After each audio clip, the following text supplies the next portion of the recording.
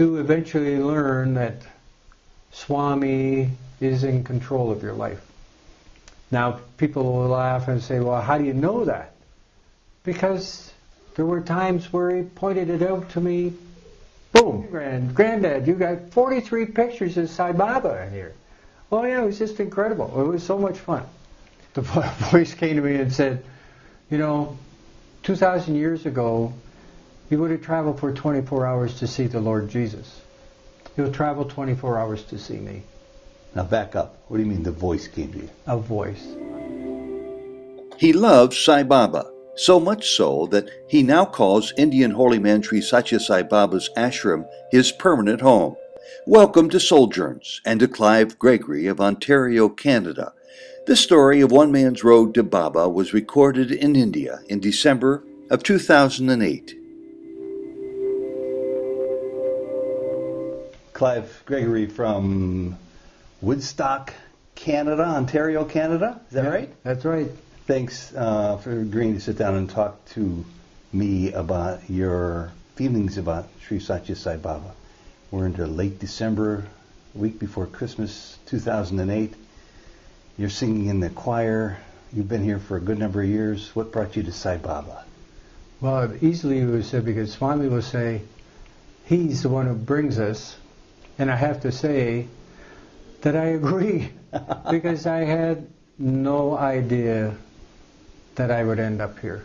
Not any dream. I'm a journalist. I'd love to think about spreading the word about who Sai Baba is, but I don't think it's necessary. No. How did he bring you? Initially, a friend of mine, a good friend, had come here a number of years, had invited me to come, and I had said, I'm a workaholic. I don't take time off of work. I don't think so. Did you have an interest in Sai Baba? She had given me a book to read, the Samuel Sandweiss, The Holy Man and the Psychiatrist. I had read it, and it didn't light your fire. Didn't quite light my fire, but she invited me to come, and I went, no, I don't think so. But that night when I was driving home, the voice came to me and said, 2,000 years ago, you would have traveled for 24 hours to see the Lord Jesus. You'll travel 24 hours to see me. Now back up. What do you mean the voice came to you? A voice. I'm driving in my car. I'm driving home from Waterloo to Woodstock. And honest to God, Ted, I'm driving along and this voice comes and I'm going, hello, hello. And then I get home and I go, God, India. I had read a passage to India, the F. Forster book. Sounded lovely, but anyway, when I woke up the next morning... Well, hold on. Did you know that this voice is referring to Sai Baba? Not really. Well, he said to me, but it didn't register totally on me that that's who was talking. But the next morning I had the voice again. Where were you? Back in my home. I wake up and What did it say? I said, you will travel 24 hours to see me. And I'm going, must be talking about going to India to see Baba. Uh-huh. So I called Connie and I asked her when she was going. She said, we're going mid-November. She's your friend who introduced you. She's my friend who had... she knew how interested I was in Jesus Christ because I had the Essene Gospel of Peace and all that stuff. So that was really... I see this picture behind you here, so you still have an affinity for Jesus. Yes, big time. And so, before we move on, because this is such a phenomenon, that voice the second time, did it also make reference to Jesus, or did it just say... No, exactly the same verbiage as the night before. 2,000 years ago, you would have traveled for 24 hours to see the Lord Jesus. You'll travel for 24 hours to see me. Wow. So it was... Did you think you were going crazy? Nah, but I mean, it had never happened to me before, and it was so clear. It was so clear. It was an audible voice. Audible voice. Wasn't in your head. Well, I mean, it wasn't a thought. I'm living by myself, so, I go like, okay. But then, and everything just fell into place. Even from getting on the airplane, with Connie, and there's 3 people, the head of the Mississauga Center, and his brother and wife are sitting in the 3 seats next to us. So all of a sudden, I'm getting like immersed in this right away quick. But I have to admit, my first time in the hall, I was sitting way at the back because it's very late when we finally made it into the hall. And I see this little man in the orange way up the front. I'm going, oh, okay. But then, you've already traveled for 24 hours, so it was interesting to see. But that first 3 weeks here was a real education. Who is Shirdi Sai Baba? And being given the book, a comprehensive life sketch of Shirdi Sai Baba to read in the week, where you have to read certain chapters each day. So I'm getting immersed quickly. I buy books. We eventually go home 10th of December or something like that. So much stuff. And then I remember, like, my daughter and her kids live across the street, and my grandson comes over and he's going through the books and everything. He goes, Granddad, you got 43 pictures of Sai Baba in here. Oh yeah, it was just incredible. It was so much fun. And the books I read and all the rest of the stuff. And I had this watch. This watch that I had purchased here. I never changed the time. So every time I looked at it, I was getting Prashanti time. So everything I'm talking about Swami to my customers, and I'm talking about health food stores and all these people that are involved in health products and stuff like that. And the more I talk about it, the more it's registering into me about Swami. And then all of a sudden, he's going, I want you to come back. Wait a minute, what goes? The same voice is telling me. Oh, you're back in Canada now. Yeah, I'm back. I've been back in Canada, and I'm working, and I've got all this stuff around me, and the voice starts coming to me, I want you to come back. So, I decide I'm going to take early retirement and come back to Swami. Oh my God.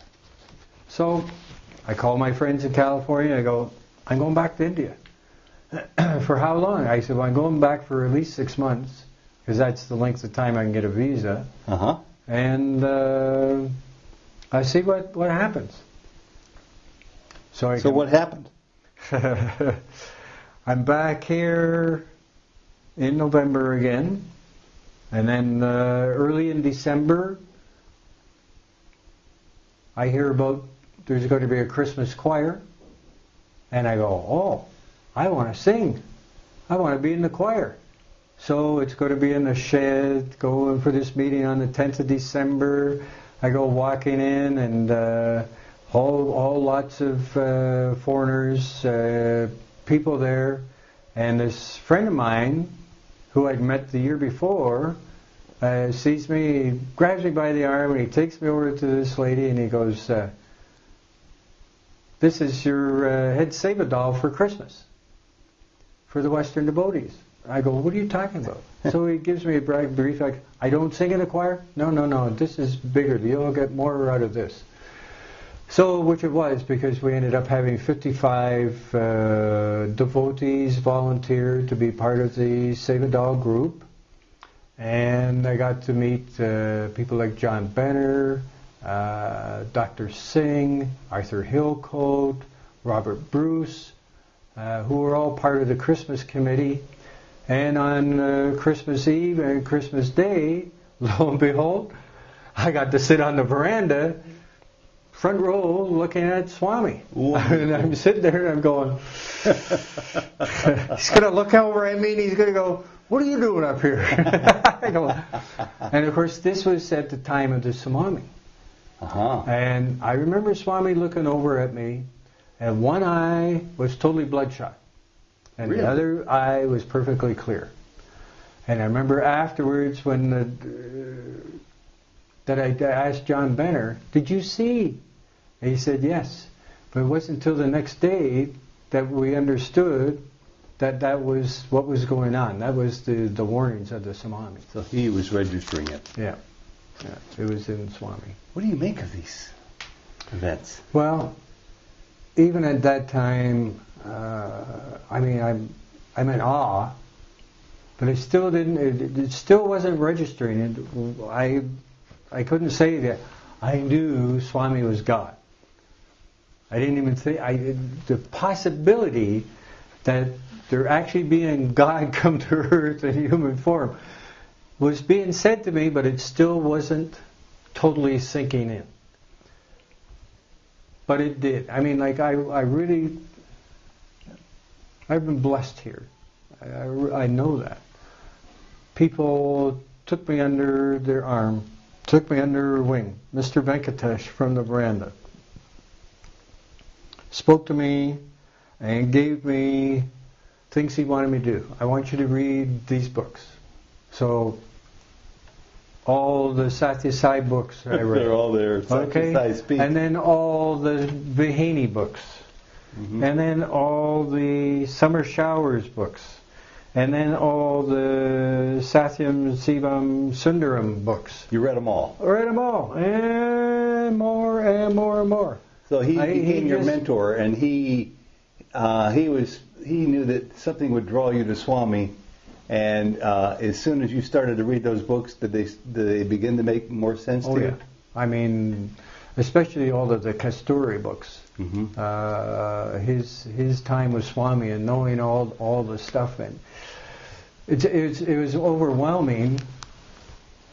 So much information, but I was fortunate because I sucked it up. All the going up to the lectures mm-hmm. with Mr. Venkatesh, Robert and Rita Bruce, Jack and Louise Hawley, Professor Jayarama, Mr. Prahlad. Every time you'd go, you'd pick up something new. There would be something, and everybody liked talking to me, and everybody liked my questions, and everybody wanted to help. And that was beautiful, because all the other devotees, they all had something that they thought was a key or whatever to eventually learn that Swami is in control of your life. Now, people will laugh and say, well, how do you know that? Because there were times where he pointed it out to me. Boom. I laugh at this when I think of it. I had a relationship with a woman, mm-hmm. and I had gone to Holland to see this lady. It was supposed to be for like 2.5 months. She a Sai devotee? Yes. Oh yeah. And I went there and I lasted for 6 days. I came back. So I asked Mr. Venkatesh, I said, what's going on? Leave it with me for 24 hours and I'll tell you. So the next day I went to see him. He says, okay, no emails, no phone calls, no writing, no contact, nothing. Everything will take like 6 weeks, 8 weeks, but it'll all work out. Okay. So about 10 days go by and I'm itching to write something. Sure. So I do. I write this. So my friend Doug and I were sitting out by the coconuts, and I write this, and Doug says, I thought Venkatesh said that Swami said no contact. I said, if he doesn't want me to send the letter, he'll make it disappear. So at that time we went at the Swami's gate to watch him come out from the house to go into the hall. So I made a couple of adjustments on this letter, and I put it back in my pocket. Swami comes out from his house. We're sitting there, we're watching, and he finally goes into the hall. So I say, okay, I'm going to the internet. I'm going to email the letter. I walk over to the internet place. I sit down. Excuse me. Where's the letter gone? So I go, oh, it must have fallen out. So I backtrack all my place, go all the way back, no sign of the letter. And of course it's to this person, and signed from Clive, but there's no paper and nobody.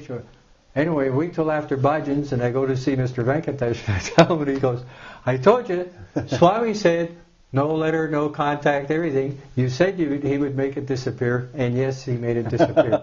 Okay. I understand totally. So, other times, I mean, when you needed Swami most, he was always there. Did you have a good life in Canada and Long Beach? Did you enjoy life? Were you happy?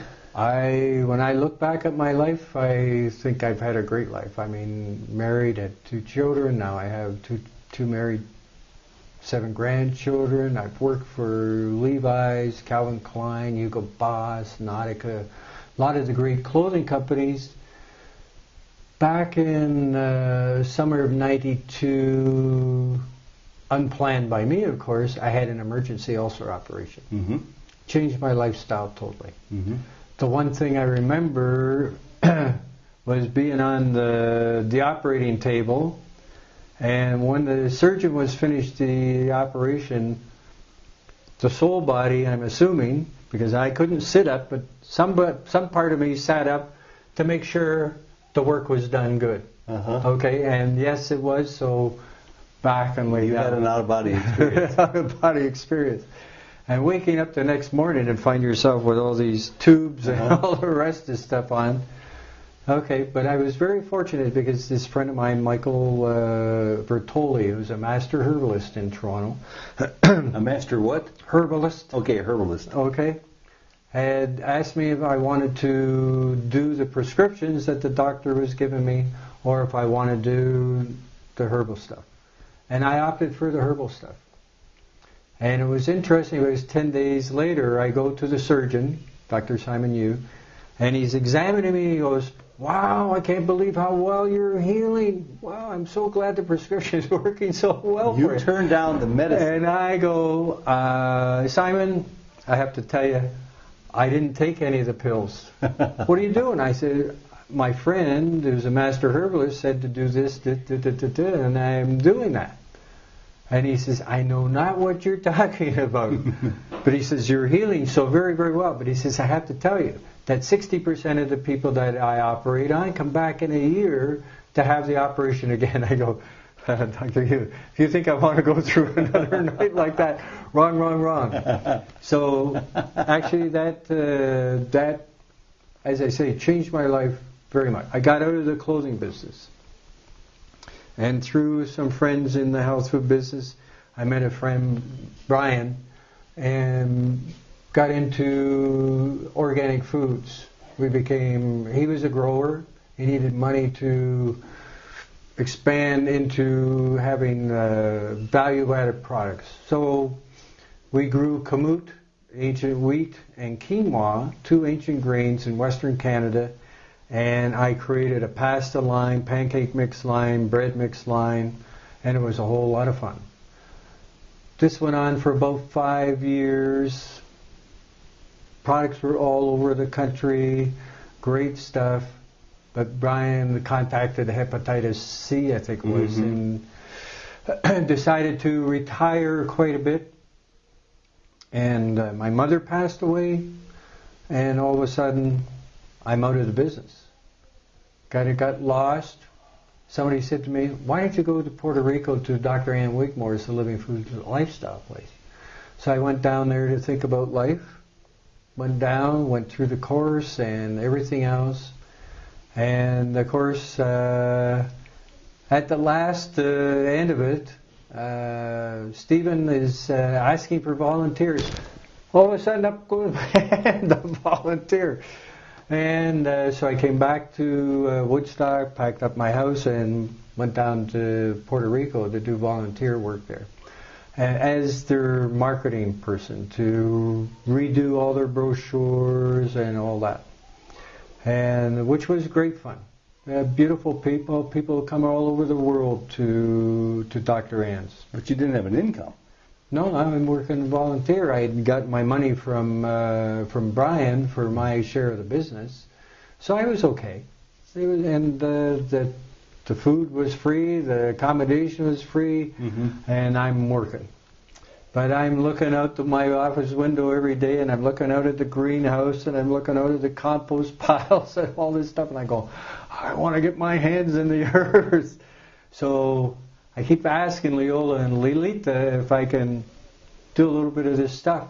Finally, this one fella hurts his back, so make arrangements to spend half days in the office and half days out in the greenhouse. He doesn't come back, and eventually I'm into Full time. Full time. And whilst I was there, that was where the Essene Gospel of Peace books came to me. Ah.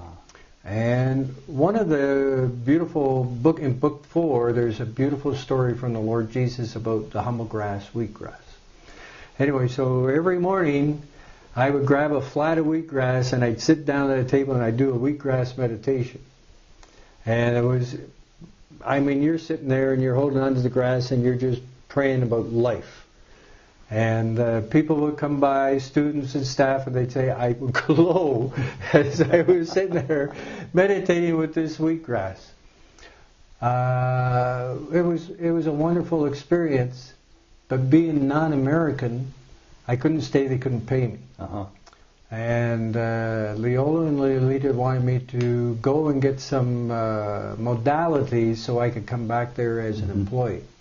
So they decided I would do breath work, reflexology, Swedish massage. You've done all those things. All those stuff. I came back to Canada and the U.S. and took these courses in Colorado and California and all the rest of this stuff. But as things always work out, I never really used any of them. A friend needed help, and I helped this friend. Then the money started to run out. I picked up the phone one day and I called my friend David Sandoval out in Long Beach, California, whose products we had imported, the green kamut and the just barley. And he says, I can't believe you're calling. What timing? I go, why? And he says, last night I merged with Pure Planet products. And why don't you come out to California and help me get this company going again? I go, gee, Dave, I just came back. Oh, let me speak to my kids. If they don't have a problem, I'm there. He says, only maybe 3 months. So anyway, 2 weeks later, I'm there. I lucked out. I've got rid of my flat. I got rid of my stuff. And I've moved out to, actually initially to Sedona, Arizona to become acquainted with Pure Planet products. And then off to Long Beach because we move all the everything down there. And I was there for about 2.5 years instead of 3 months. And then my son called and he said, can I come back? And I go, spoke to Dave and Amy, yeah. So we brought everything back to Canada and worked out of Woodstock. And that's when I knew also that I needed to change my life again. This was good to be... it was great in California because you were working with other people. You were interfacing all the time. You were this home alone, work alone, live alone. Got to be a little tough. And I loved being around people. It was nice to talk to people all the time, but to be physically present was great. So when Connie suggested to me to come to Lava, Swami was just But do you see... putting everything into place for me to come. Do you think it was Swami arranging all these moves in your life all along? For sure. And what about your strong affinity for Jesus? The Essene Gospels and... that was... that challenged at all by becoming everything was... when Mom and Dad had passed away, I'd read the Bible. I wasn't a happy camper after reading the Bible. But when the Essene Gospel of Peace and all these, what Edmond Bordeaux-Seke had discovered in the secret archives in the Vatican, and because of his knowledge of languages and everything else, and translated everything that he had discovered there, Jesus had such beautiful things to say that weren't in the New Testament or anywhere else. And it was beautiful. And it made you feel good about life. And makes you wonder why they were never included. Well, of course, we had those conferences back Nicene conferences. Yeah, in 325 AD and all this stuff, where somebody said, "Well, no, the public doesn't need to know that," you know. So I mean, that's happened in all the stuff, but everything is as it was supposed to be. Yeah. It just happened. Especially for Clive, because it led Clive to Puerto Rico. Brought me here, and as I say, met with all these people. And even this past summer, you mentioned Arthur Hillcoat. Yeah. And Arthur had said, I have another great book for you to read. I go, what's that? And he said, it's called The 3 Days in the Temple. And Swami had told him that this is the verbatim conversation that the Lord Jesus had with the chief priests and the scribes and the judges back when he was 12 years old when he disappeared into the temple. Wow, where do I find that book?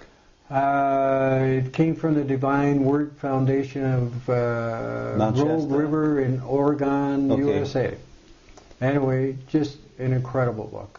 And what Jesus had, from that book you understand that Jesus was far more than what we were led to believe through the Testament or even what I thought from the Essene Gospel of Peace, because he was a full avatar. Pure love.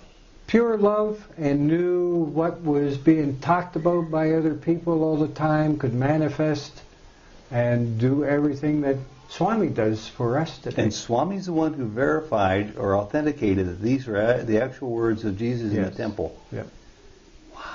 So, I mean... what do you make of all this? Well, every once in a while I sit down and go, where is all this leading to me? And I go, Swami always says, forget about the past, past is past. The future will take care of itself. Just enjoy today. Whatever is happening to you today is what I want to happen for you today. Who is Swami? Swami is without question God. God. Some of the key books that I read, aside from the Swami Speaks and everything else, the volume 6 of the Satyam Shivam Sundram book, where so many of the people that we both know today here in the ashram talk about their experiences with Swami. You know, rubber stamps. Yes. What you want to know. The Kasturi books talk about Swami in the younger days. People like Howard Murfitt and their experience of Swami, John Hislop and his experience of Swami. All these people with their experience of Swami. I mean, absolutely, who am I? Who am I to question? Do you worry at all about Clive's children, grandchildren, friends and relatives from back home who might think you... don't see it quite the way they think you should see it? They've adjusted. They had a naughty reading at one time, and the naughty reader told me my daughter, once her more motherly requirements were done, her spirituality would come forth. One of the beautiful little books that I read every day is called Opening Doors Within by Eileen Caddy from the Findhorn Foundation in Scotland. And I took it upon myself to start sending these messages out daily to my addressees on my internet. Lo and behold, my son, who had told me at one time, don't stop sending me stuff unless it's personal from you. While I was sending him the messages. I hadn't heard from him for a couple of months. All of a sudden I get a message from him, Dad, you're not sending in the messages anymore. And I love reading them. And I'm going, my son, the master welder, the hard rock, it's even, it's all getting there. Swami has a program. Everybody's on a spiritual path, whether they know it or not. Exactly. I believe that. Totally. And my thing is to bring a smile to people's faces and obviously to communicate things like this to my family and to my friends and suggest certain books that, like the 3 Days in the Temple, the Opening Doors Within, the Last Hours of Ancient Sunlight, books like this that are easy for people to read, understandable, without being too... I mean, I have to admit, when I read the Supreme Yoga, the Yoga Vashista books, and the Upanishads and stuff like... Some of that stuff from way back when is a little bit hard to digest, but, you know, it's all... It sounds like you read everything anybody ever suggested to you. Yeah. Well, let me see now. You and I are past the age of 45 and 50. Yep. I've always said that in my 60s, my best years of my life started to unfold, and in my 50s too, I guess. At your age, I don't know what it is. 65. 65. Are these your best years? For sure. Absolutely. See, I think that's very surprising for a lot of people who start to get a little cynical, a little depressed as they get into the climbing out of their 50s and 40s into their 60s and 70s. I'm really fortunate, I guess, on some level, since I was always athletic. I was always a healthy guy. Having the ulcer operation went, okay, you have to make some changes, and that's fine. But Swami has blessed me with a body that I still have energy. I'm still able to do everything that I want to do. I saw you volunteer in a heartbeat 2 days ago to carry Stephen. Yeah, I mean, it's. I love to help. One of the things as a salesman and a sales manager, which was my career with Levi's and all these other companies. Why was I a good salesman? Because I like to help. Because some people want to just sell without taking the responsibility for whatever they've sold. I much prefer people just to buy what they actually needed. And if it sold really... Whoops, the power just went out in the building. I got the camera still running. Finish that thought and then we'll say goodbye. Well, it was always my thing to be of help. That's what they were there. Well, now you can help me by finding a flashlight or a candle. We'll take your microphone off. Yep. Clive, thanks a whole lot. This has been a wonderful, wonderful insight into your life. And at 31 minutes, obviously we have to stop because Swami said so. The lights go out, the lights go out. Okay. Sai Ram.